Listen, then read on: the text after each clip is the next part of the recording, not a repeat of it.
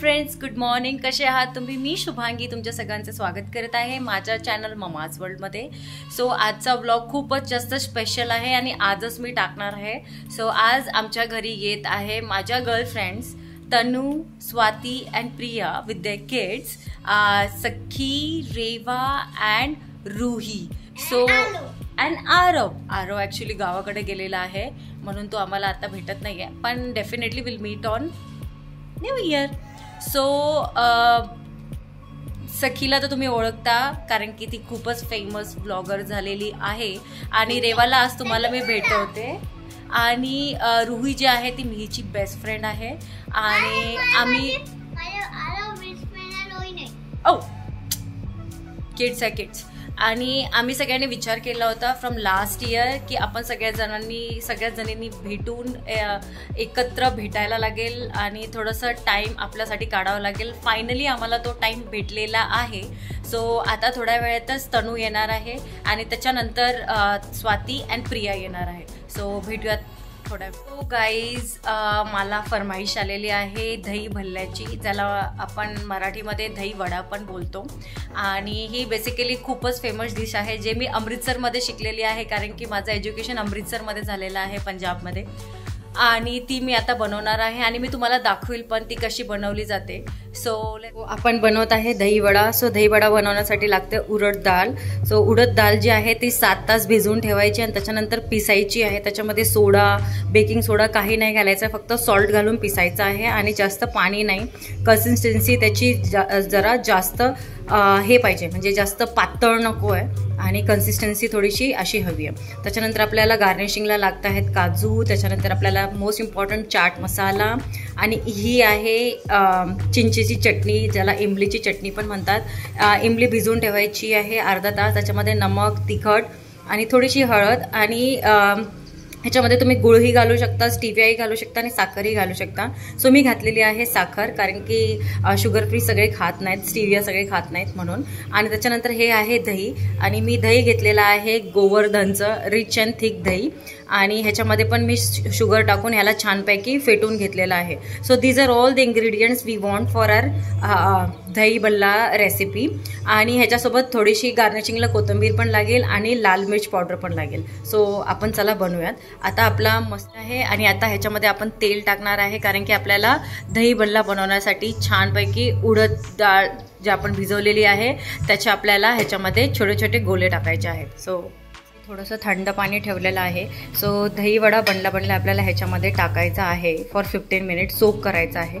So हे बघू शकता मी थोडंसं तेल घेतलेलं आहे, जास्त तेल नाही घेतलेलं आहे आणि त्याला छानपैकी गरम होऊन द्यायचं आहे. तुम्ही ल्यूकवॉर्म जर तेल गरम करून त्याच्यामध्ये फ्राय करत असाल तर दही वडे चिपकू शकतात. सो तेल छानपैकी गरम करून घ्यायचं आहे. मग बोलते कधी पण तेल जास्त गरम झालं आहे की नाही हे बघण्यासाठी एकदम थोडंसं बॅटर घालून बघायचं आणि जर ते वरती आलं आणि फ्लोट झालं तर समजायचं तेल छानपैकी गरम झालेलं आहे. सो गाईज, अजून हे गरम झालेलं नाही आहे, तुम्ही बघू शकता अजून ते फ्लोट होऊन वरती आलेलं नाही आहे. सो आपल्याला अजून थोडा वेळ वेट करावं लागेल. सो फायनली हे आपलं वेगळं झालेलं आहे आणि छानपैकी तेल गरम झालेलं आहे. सो आपण आता ह्याला काढून घेऊयात पहिलं आणि थोडंसं फ्लेम कमी करून आता आपल्याला स्पूनने आपला बॅटर टाकायचा आहे. सो हे बघू शकता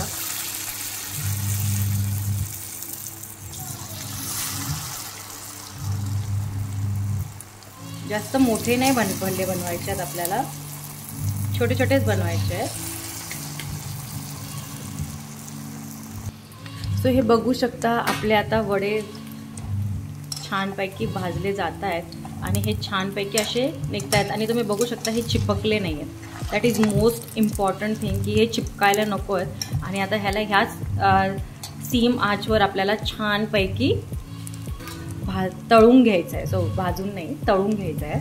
आणि तळून घेतल्यावर आपल्याला हे जे साईडला पाणी ठेवलं आहे मी त्याच्यामध्ये 15 मिनटासाठी त्याला सोक करून ठेवणार आहे आणि त्याचं पाणी सगळं स्क्वीज करून काढून टाकणार आहे आणि मग आपली न्यू प्रोसेस सुरू होते दही बल्ला बनवायची. सो चला बघूयात. आपण बघू शकता मी छानपैकी तळून घेतलेला आहे आणि मी आता ह्याला टाकणार आहे पाण्यामध्ये सोक करायला. सो हे बघा आता आपण टाकूयात.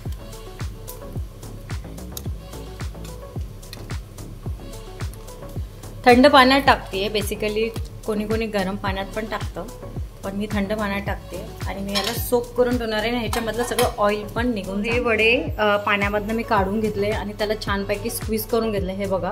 आणि त्याच्या आतलं पाणी सगळं काढून टाकलेलं आहे. सो तेलखट गोष्ट जी होती, जी आपल्याला दिसत होती, ती सगळी निघून गेलेली आहे.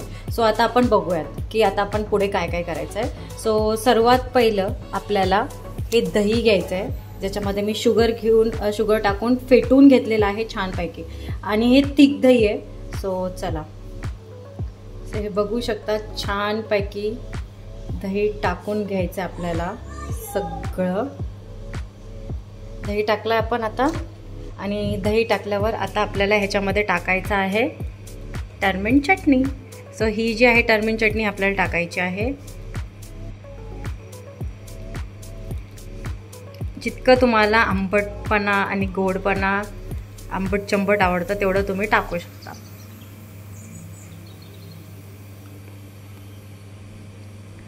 So this is enough actually. आणि त्याच्यानंतर आपण हे टाकल्यानंतर आता आपल्याला ह्याच्यावर टाकायचं आहे चाट मसाला. सो चाट मसाला पण मी टाकते आहे. Chaat masala is the most important ingredient आणि हा तर लागतोच, तेव्हाच तुम्हाला दही भल्ल्यावर टेस्ट येणार आहे. आणि कंजूसी करू नका, chaat masala is very nice. हे बघू शकता, चाट मसाला टाकून घेतलेला आहे.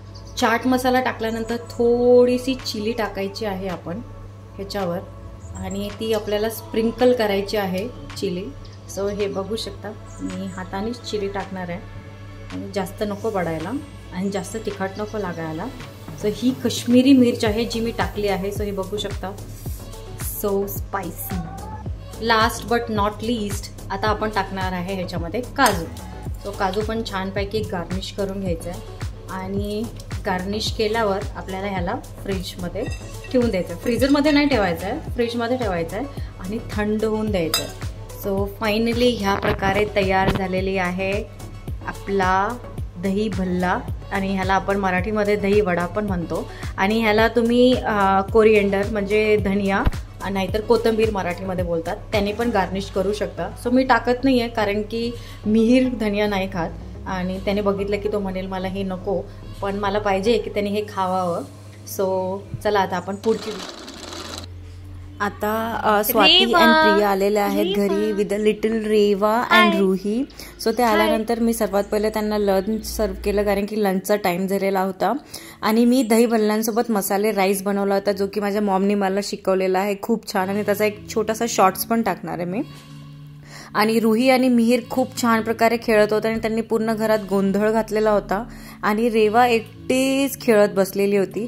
आणि फायनली द व्लॉगर तनू आलेली आहे विथ अ लिटल सखी. आणि थोडंसं तनूनी पण लंच केलं आणि लंच केल्यानंतर आम्ही निघालो गार्डनमध्ये. सो हे बघू शकता, सखी स्विंग खेळती आहे आणि रेवानी पण थोडंसं स्विंग खेळलं, पण रेवा खूप छान खेळते slide.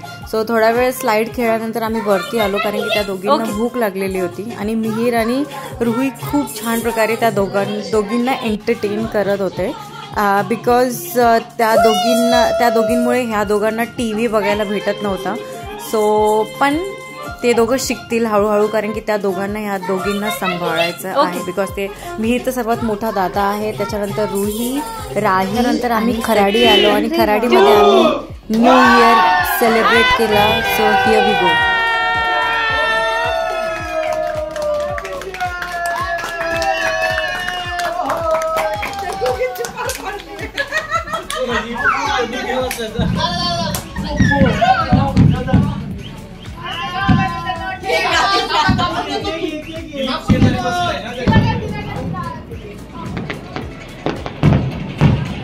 So happy new year to everyone.